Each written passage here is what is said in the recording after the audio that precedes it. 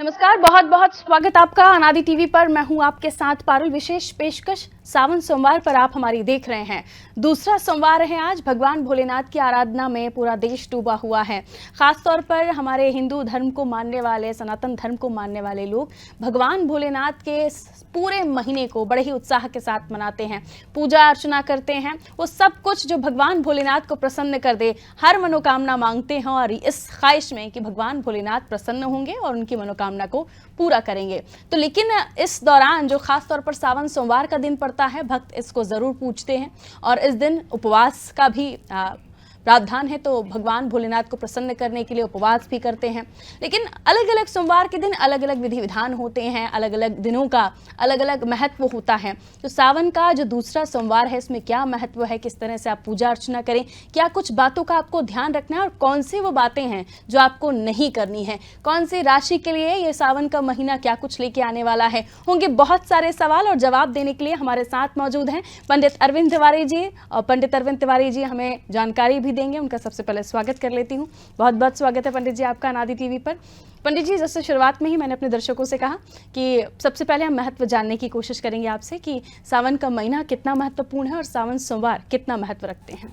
बहुत सुंदर। और अनादि टीवी के सभी दर्शकों को मेरा बहुत बहुत नमस्कार।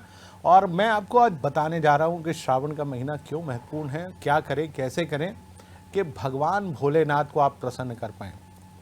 तो चलिए हम शुरुआत करते हैं। श्रावण, देखिए श्रावण जैसा नाम से इसका उच्चारण है। श्रावण माने श्रवण करना यानी सुनना। तो सबसे पहले आपको इस महीने में केवल और केवल सुनना सीखना है, अर्थात मौन पर आपको थोड़ा सा जोर देना है। सुनने का महीना है श्रावण का मास। क्योंकि श्रावण मास जिसकी शुरुआत होती है श्रवण नक्षत्र से। श्रवण नक्षत्र जो कि मकर राशि का नक्षत्र है। जिस दिन मकर राशि में चंद्रमा होता है, खासतौर से श्रवण नक्षत्र जब आता है, तब से ये श्रावण का महीना प्रारंभ होता है। तो श्रावण का महीना मित्रों प्रारंभ हो चुका है। हम श्रावण के सोमवार पर पहुंचने वाले हैं और आज श्रावण का सोमवार भी है। तो आखिर क्या करें, कैसे हम इस श्रावण महीने में भगवान भोलेनाथ को प्रसन्न करें, तो मैं आपको बतलाना शुरू करता हूं। सबसे पहले एक छोटी सी कथा जो हमारे दर्शकों को जानने के लिए बहुत आवश्यक है कि आखिरकार इस श्रावण महीने की शुरुआत कैसे हुई और भगवान को ये श्रावण का महीना प्रिय क्यों है।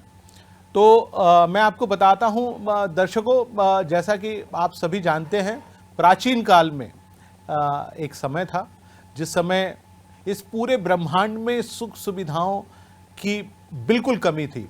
ना तो यहाँ पर औषधियाँ उपलब्ध थीं, ना ही यहाँ पर अमृत उपलब्ध था, ना ही यहाँ पर किसी भी प्रकार की भोग विलास का कोई साधन उपलब्ध था।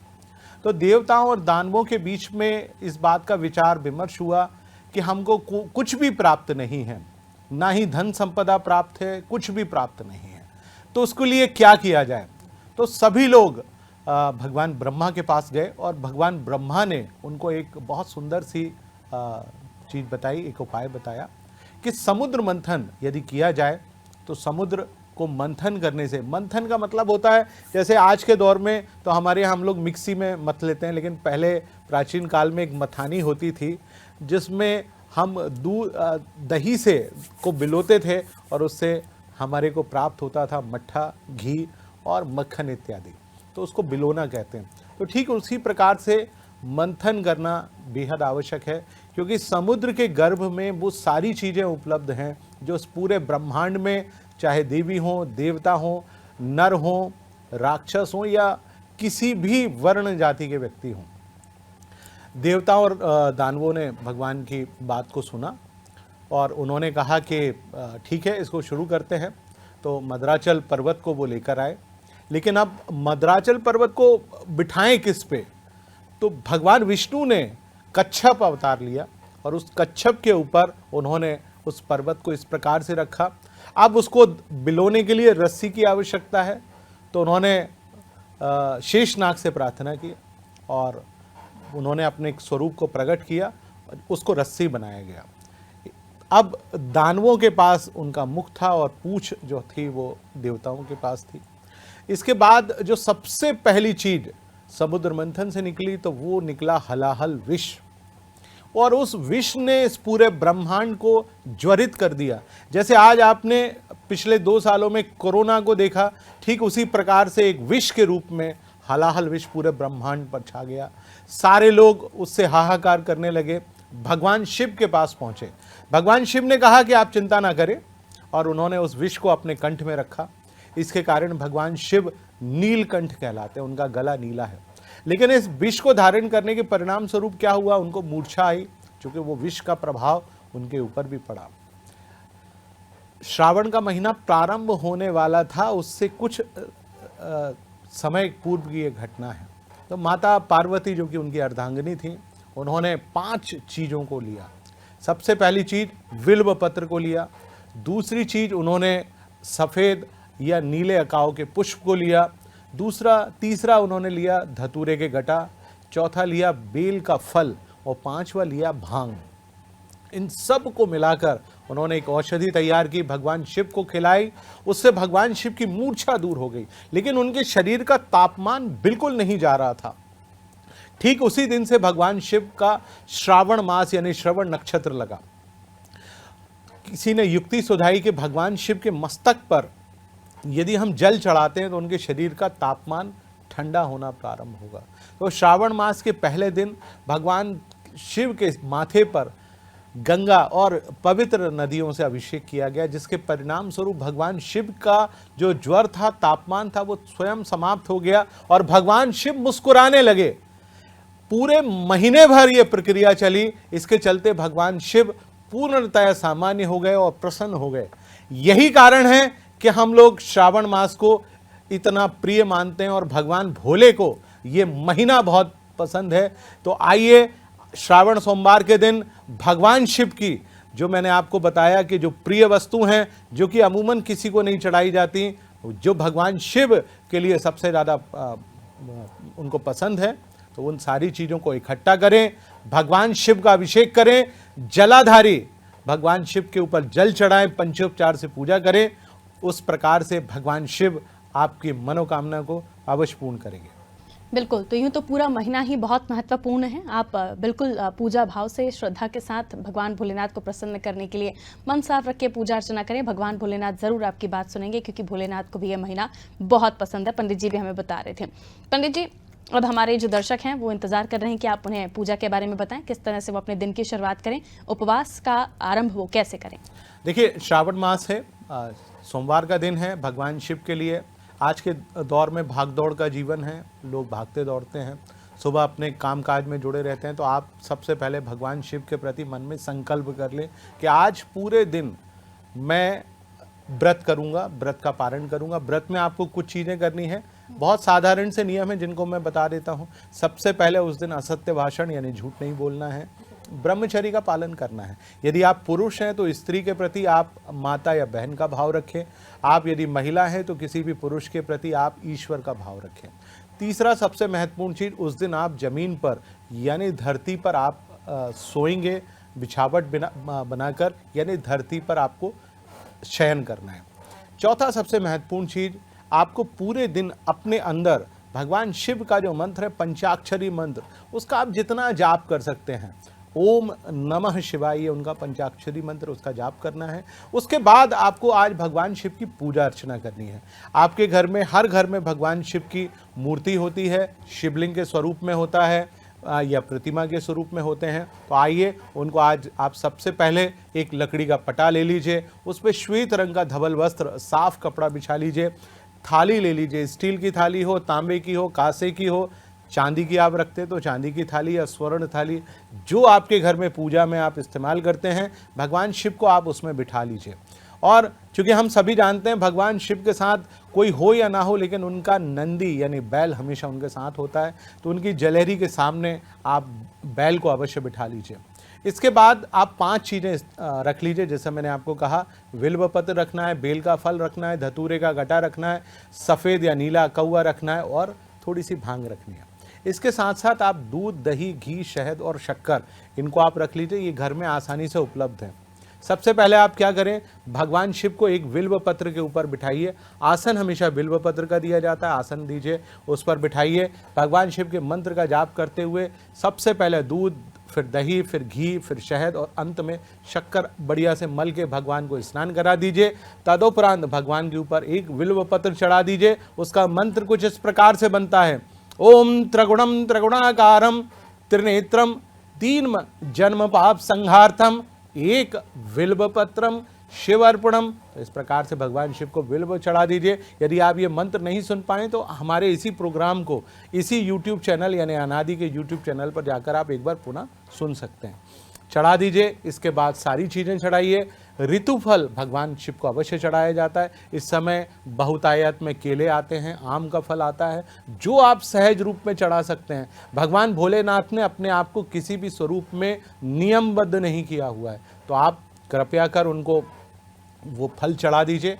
तदुपरांत भगवान शिव को आप उनकी आरती करिए और आरती करने के बाद भगवान शिव के कुछ मंत्र हैं, आप उनका जाप कर लीजिए। महामृत्युंजय मंत्र है, मैं दोहरा देता हूँ। यदि आप उस प्रकार से भगवान शिव के उस महामृत्युंजय मंत्र को पढ़ेंगे तो ईश्वर आपके कष्टों को दूर करेगा। मंत्र कुछ इस प्रकार से है, ओम हौ जूम सह ओम भू ओम भुभा ओम स्वः ओम त्र्यंबकम यजामहे सुगंधिम पुष्टिवर्धनम उर्वारुकमिव बंधनान् मृत्युर्मुक्षीयमामृतात् ओम भू ओम भुभा ओम स्वः ओम हौ जूम सह।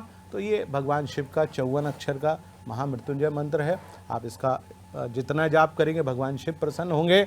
और बात कर लेते हैं विभिन्न राशि के हिसाब से कि क्या करें। सारी राशियों वाले, मेष राशि वालों से शुरुआत करते हैं। देखिए, इस समय लाल रंग का सेब, लाल रंग का चुकंदर और बेर मिल जाते हैं। यदि आपको मिले तो भगवान शिव को भोग के रूप में अवश्य चढ़ा दीजिए। यदि आप वृषभ राशि के जातक हैं, भगवान शिव की प्रिय राशि है, तो आज आप शकरकंद इस समय मिलता है, आप चढ़ा दीजिए। नहीं भी मिले तो आप भगवान शिव को एक सफ़ेद अकाव का पुष्प जरूर चढ़ाइए। यदि आप मिथुन राशि के जातक हैं तो आज कम से कम 3 बिल्व पत्र के पत्ते भगवान शिव के ऊपर उनका मंत्र बोलकर अवश्य चढ़ाइए।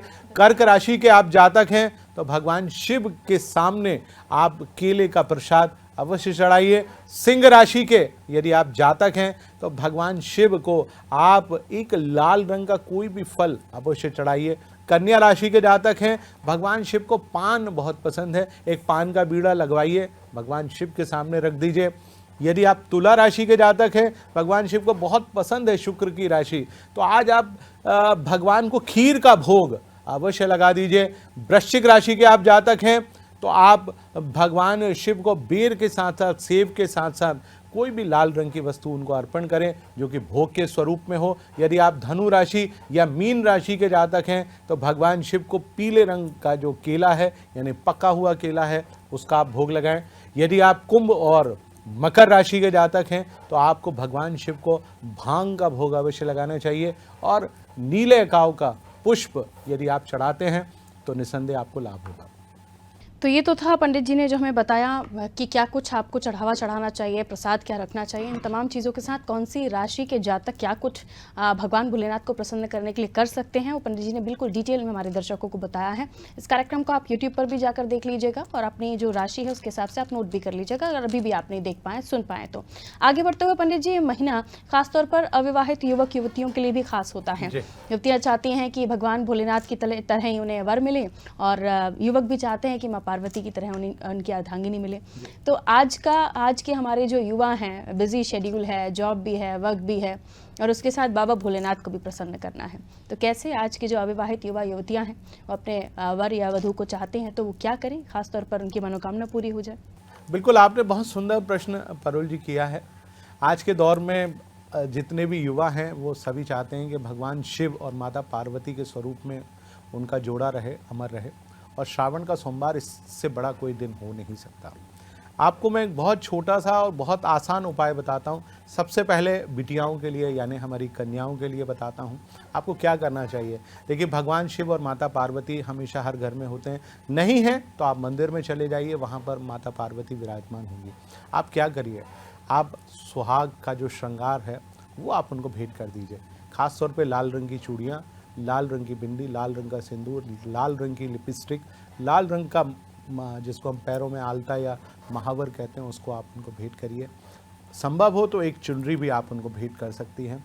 और माता गौरी को प्रसन्न करने के लिए, खास तौर से आपके इस काम के लिए, आप माता गौरी के इस मंत्र का जाप करें, ओम गौरी पतिये नमः। बहुत साधारण सा मंत्र है, 108 बार ओम गौरी पतिये नमः। तो आप इस मंत्र का जाप करेंगे, माता के सामने ये भेंट रखेंगे, तो आपको मनचाहा वर मिलेगा और भगवान शिव के सदृश आपको पति प्राप्त होगा। अब वहीं एक अविवाहित युवक क्या करे, मैं वो भी बताता हूँ। देखिए, भगवान शिव को वस्त्र चढ़ाने का विधान है। भगवान शिव श्वेत रंग का वस्त्र पहनते हैं, लेकिन आजकल चूँकि भगवान हर प्रकार का वस्त्र पहनते हैं, बस एक चीज़ का ध्यान रखिए, पीले रंग का वस्त्र छोड़ दीजिए और काले रंग का वस्त्र छोड़ दीजिए। यदि आप चाहते हैं तो श्वेत या बाकी रंगों का वस्त्र भगवान शिव को श्रृंगार के रूप में आप चढ़ाइए। भगवान शिव को सबसे ज़्यादा जो चीज़ पसंद है वो है खीर, क्योंकि जब उनका विवाह हुआ था, वो पहली बार वो अपने ससुराल गए थे, तो उनकी सास ने उनको खीर खिलाई थी, तो उनको खीर बहुत पसंद है। तो आप खीर का भोग आज भगवान शिव को ज़रूर लगा दीजिए और इस मंत्र का जाप करते हुए लगाइए। आपको अवश्य माँ पार्वती जैसी पत्नी प्राप्त होंगी। मंत्र इस प्रकार से भगवान शिव का बीज मंत्र है, ओम हाँ जूम सह, केवल 4 अक्षरी मंत्र, ओम हाँ जूम सह। केवल आप इतना मंत्र पढ़िए, 108 बार पढ़ लें, 11 बार पढ़ लें, 21 बार पढ़ लें, ये केवल और केवल आपके ऊपर है। आप इतना मंत्र पढ़िए, भगवान शिव से प्रार्थना करिए, आरती करिए। और कोई भी उस दिन आपको, जिस दिन आप श्रावण के सोमवार के दिन गए हैं, चाहे अविवाहित कन्या हो या अविवाहित पुरुष हो, कोई भी आपको जोड़ा से आपको मिले जो कि जिनका विवाह हो चुका है, चाहे वो वृद्ध हों या युवा अवस्था के हों, आप उनको दूर से प्रणाम जरूर करिए। पैर मत छूइए, लेकिन आप दूर से प्रणाम कर लीजिए। ईश्वर आपकी मनोकामना अवश्य पूर्ण करेगा। बिल्कुल, तो ये तो वो महत्वपूर्ण बातें थीं जो हर कोई चाहता है। अगर आप राशि के जातक हैं तो आप क्या कुछ कर सकते हैं। एक और जो दिक्कत है हमारे जो दर्शक हैं, उनकी जो आम समस्या है, सभी चाहते हैं कि जिस तरह से तमाम परिवारों में घर में शांति हो, कई घरों में कलेश है उसे दूर करना है, शांति है तो व्यापार में वृद्धि हो। ये जो खास महीना है, इसमें भगवान भोलेनाथ किसी को निराश नहीं करते। तो खास तौर पर हमारे जो दर्शक सुन रहे हैं आपको पंडित जी, उन्हें आप क्या बताना चाहेंगे, कैसे हमारे जो व्यापारी वर्ग के लोग हैं वो अपने व्यापार में कैसे वृद्धि कर सकें, या जो नौकरी चाह रहे हैं उन्हें कैसे नौकरी मिल जाए, और महिलाएं जो चाहती हैं कि उनके घर में शांति रहे, बस महज बताएं। मैं बिल्कुल ये आपको 5 नुस्खे बता देता हूं, जैसा पारुल जी आपको पूछ रही थी हमसे। सबसे पहले ग्रह क्लेश की शांति के लिए क्या करें, मैं आपको एक बहुत सुंदर सा उपाय बता देता हूं। देखिए, आप यदि चांदी का कड़ा पहनने में आप विश्वास रखती हैं, अमूमन आज के दौर में चांदी का कड़ा बहुत सस्ता, मुश्किल से 1-1.5 हज़ार रुपये के आसपास मिल जाता है, मिलता है बहुत अच्छा। नहीं तो आप तांबे का कड़ा भी ले सकती हैं। आप क्या करें, श्रावण के सोमवार के दिन आप यदि अपने घर में अभिषेक कर रही हैं तो आप भगवान शिव के चरणों में रख लीजिए, और यदि आप घर में नहीं कर पा रहे हैं तो किसी मंदिर में आप चले जाइए। विशेष तौर पर चांदी का कड़ा ज़रूर आप लीजिए, क्योंकि चांदी का कड़ा लेने के पीछे के 2 तात्पर्य हैं। भगवान शिव जो अपने मस्तक पर चंद्रमा को विराजते हैं, उसका जो कारक ग्रह होता है वो है चांदी, और चांदी हमारे मन को शांत करती है। तो आप कड़ा ले लीजिए और कड़े को भगवान शिव के सामने रखिए। अभिषेक के बाद उस कड़े को आप स्वयं ग्रहण कर लीजिए, और कोशिश करिए कि उसको आप दाहिने हाथ में ग्रहण करें। दाहिने हाथ में बिना जोड़ का कड़ा हो, बहुत सुंदर, जोड़ वाला हो तो सुंदर, आप उसको अपने हाथ में ग्रहण कर लीजिए। करके देखेंगे, आपको ग्रह कलेश में आपको मुक्ति अवश्य प्राप्त होगी। बात करता हूँ नौकरी और व्यापार में। देखिए, आज के दौर में अभी कोरोना काल समाप्त हुआ है, बहुत सारे लोगों का व्यापार, बहुत सारे लोगों की नौकरी उनको समुचित रूप से नहीं मिल पा रही है। क्या करें जिससे भगवान शिव आपकी बात से प्रसन्न हो? आपको 2 चीज़ें करना है। देखिए, आप प्रातःकाल तो भगवान शिव को मनाने जाएं, लेकिन सायंकाल जब आप अपने कार्य से लौटें तब भी आप भगवान शिव के पास बैठें। आजकल YouTube पे बहुत सारी चीज़ें भगवान की उपलब्ध हैं, क्योंकि संस्कृत का उच्चारण करना संभव नहीं है। भगवान शिव का एक बहुत सुंदर सा स्तोत्र है, शिव महिम्न स्तोत्र, 22 मिनट का है। आप उसको YouTube में चालू कर लीजिए, और चालू करके उसको स्पीकर ऑन करके भगवान शिव के सामने उसको सुनाइए, और स्वयं हाथ जोड़कर बैठ जाइए। शिव महिम्न स्तोत्र वो स्तोत्र है जिससे भगवान शिव बहुत सहज रूप में प्रसन्न होते हैं। नौकरी, व्यापार और आपका मन चाहा जो भी आप चाहते हैं वो सारी चीज़ें वो आपको बहुत सहज रूप में प्रदान कर देते हैं। आपको बोलना भी नहीं है, केवल भगवान शिव को सुनाना है। उसके स्मरण मात्र, उनके सुनाने मात्र से आपको नौकरी और व्यापार दोनों में उन्नति मिलेगी। और साथ साथ एक चीज़ और मैं बताता हूँ, एक श्रीफल या नारियल का प्रयोग मैं आपको बता रहा हूँ। आप श्वेत रंग के कपड़े में एक नारियल भगवान शिव के सामने रख दीजिए और उस नारियल को रखने के बाद आप उसके ऊपर एक ओम लिख दीजिए और ओम लिखने के बाद आप केवल और केवल इतना सा करिए, उसको भगवान शिव के पास रख दीजिए। और जब आपकी पूजा हो जाए, चारों सोमवार आपकी पूजा हो जाए, आप उस नारियल को आप अपने जहाँ पर तिजोरी है, जहाँ पर आप अपना धन रखते हैं, केवल वहाँ पर आप उसको रख दीजिए। आपके घर में धन की कमी कभी नहीं रहेगी। बहुत महत्वपूर्ण बातें पंडित जी आपको बता रहे हैं और उनको आपको नोट करते जाना है, बिल्कुल ध्यान से सुनना है। और भी एक प्रश्न जो मैं पूछने वाली हूँ पंडित जी से, उसे भी आप गौर से सुनिए। पंडित जी, 16 सोमवार का महत्व बहुत है और कहा जाता है इस महीने में अगर आप 16 सोमवार का व्रत प्रारंभ करते हैं तो काफी ज्यादा प्रभावी होता है। अगर हमारे जो दर्शक हैं या जो जातक हैं वो अगर सुन रहे हैं, वो चाहते हैं 16 सोमवार का व्रत प्रारंभ करना, तो इस महीने में वो कैसे कर सकते हैं, या फिर कोई और भी समय होता है जब 16 सोमवार का व्रत किया जा सकता है? नहीं, आपने बिल्कुल सही प्रश्न पूछा। देखिए, श्रावण का महीना भगवान शिव का महीना है।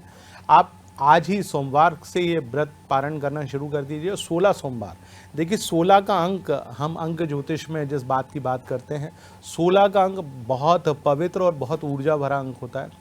16 को जब आप जोड़ेंगे तो 1 + 6 = 7 यानी 7 का अंक आता है, जो कि लक्ष्मी का अंक होता है। माने जिसने 16 सोमवार का व्रत किया है विधिपूर्वक, वो यदि विधिपूर्वक कर लेता है तो उसके जीवन के कष्ट अपने आप समाप्त होते हैं। देखिए, 16 सोमवार का व्रत करने के लिए आपको कुछ चीज़ों का, कुछ नियमों का अनुपालन करना पड़ेगा। ख़ास तौर से जो भी सोमवार होंगे, आपको ब्रह्मचर्य, खास तौर से महिलाओं के लिए या पुरुषों के लिए जो भी कर रहे हैं, ब्रह्मचर्य का पालन करें। पूरे दिन भर किसी भी प्रकार से एक दूसरे की चुगली ना करें। चुगली से बचना है, क्योंकि भगवान शिव हर चीज़ को देख रहे हैं, वो ब्रह्मांड के देवता हैं और 4 महीने का संचालन चतुर्मास केवल उन्हीं के पास होता है। तो आप चुगली ना करें, धरती पर विश्राम करें, ब्रह्मचर्य का पालन करें। यदि आप 16 सोमवार लगातार इस प्रकार से कर लेते हैं तो आपकी मनोकामना पूर्ण होने में जरा सा भी संशय नहीं है। लेकिन सोमवार के सोमवार भी आप कर लेते हैं तो ज़रूर करिए। मांस और मदिरा का सेवन कतई ना करें सोमवार के दिन। प्याज और लहसुन खाने से भी बचें, क्योंकि हम लोग मानते हैं कि ये भी एक प्रकार से उसी श्रेणी में आती हैं, तो आप इनसे बचें। भगवान शिव ने बिल्कुल नहीं कहा कि आप मेरी पूजा 4 घंटे करें। आप 10 मिनट भी मानसिक रूप से पूजा करके इस बात का प्रण लेते हैं कि आप सोमवार के दिन पूरे व्रती रहेंगे। परंतु ध्यान रखना है, हमको एक अन्न का उस दिन सेवन करना है, यानी शाम, यानी प्रदोष काल के समय, जिस समय सूरज डूब रहा हो, यानी अंदर बाहर जिसको हम प्रदोष काल कहते हैं, उस समय आप कोई भी अन्न ग्रहण करें, केवल एक अन्न ग्रहण करें, सारी चीज़ों का अनुपालन करें। और शाम के समय भगवान शिव के जितने मंत्रों का आप जाप कर सकते हैं करें। मेरा मानना है 16 सोमवार आप इसी सोमवार से प्रारंभ करेंगे तो आपके जीवन में सारे कष्ट स्वतः ही दूर होंगे। बिल्कुल, तो कष्टों को हरने वाले भी भोलेनाथ कहे जाते हैं। हर परेशानी को दूर करने वाले भोले बाबा का ऐसा स्वरूप है कि जब वो इस दुनिया में आई, इतनी बड़ी समस्या जिसको पंडित जी ने भी बताया कि उन्होंने विष अपने कंठ में धारण कर लिया था, तो उसके बाद तो सारी समस्याएं भगवान प्रभु पर ही छोड़ देनी चाहिए, सबका कल्याण करेंगे। बहुत बहुत शुक्रिया पंडित जी हमारे साथ जुड़ने के लिए। आप दर्शकों का भी बहुत बहुत शुक्रिया, आपने इस कार्यक्रम को देखा। अभी भी नहीं देख पाए हैं तो अनादि टीवी के यूट्यूब चैनल पर जाइए और वहाँ पर अनादि टीवी के इस कार्यक्रम को आप दोबारा से देख सकते हैं। जो भी महत्वपूर्ण बिंदु हैं, ध्यान से उसका पालन कीजिए। सावन का ये महीना, बाबा भोलेनाथ का ये महीना बहुत महत्वपूर्ण होता है। इनके भक्त पूरी श्रद्धा से उनकी पूजा करते हैं और आप भी चाहते हैं कि बाबा भोलेनाथ आपकी मनोकामना पूरी करें, तो बस जुट जाइए भक्ति में। दीजिए इजाजत, रखिए अपना ख्याल। नमस्कार। नमस्कार।